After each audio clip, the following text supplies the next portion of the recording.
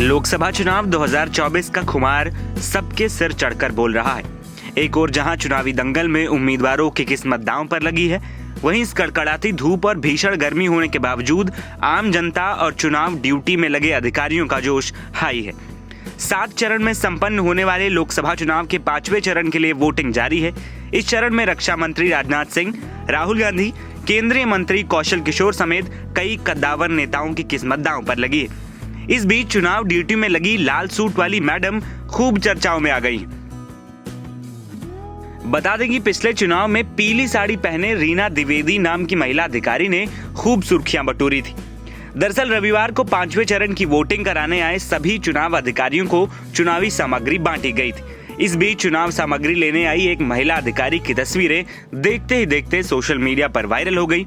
महिला अधिकारी की चर्चाएं उनके ग्लैमरस लुक की वजह से हो रही हैं। मांग में सिंदूर, माथे पर बिंदी और चटक लाल कलर का सूट।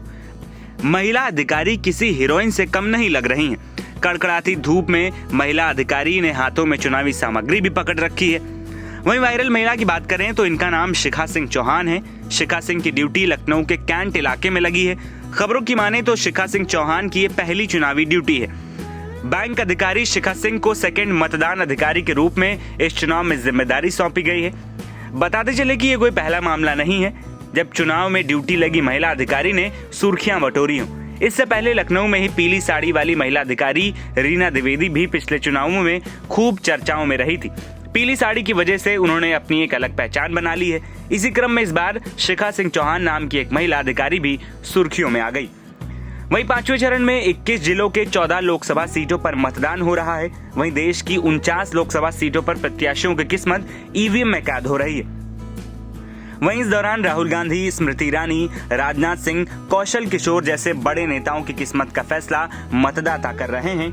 वहीं मतदान करने के बाद इन नेताओं ने क्या कुछ कहा, आइए आपको सुनाते हैं।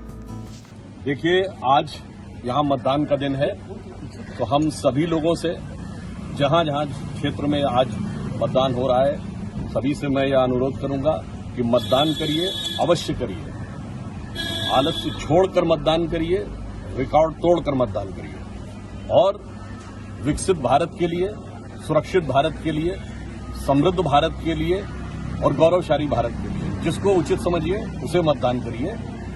क्योंकि एक बात अवश्य ध्यान रखिएगा, आचार्य चाणक्य ने कहा था कि इस राष्ट्र को उतनी क्षति दुर्जनों की दुर्जनता से नहीं हुई है जितनी सज्जनों की निष्क्रियता से हुई है। इसलिए निष्क्रियता मत दिखाइए।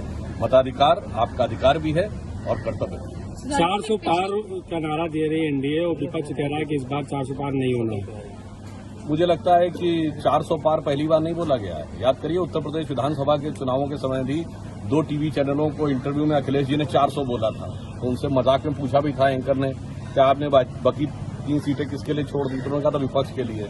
तो जब बोले थे 400 और आए थे 127, हमारे लिए 3 बोले थे, हम 255 आए थे। तो वो जो दावा कर रहे हैं उसके बाद हकीकत में संख्या कितनी होगी उसका अनुमान लगाएं।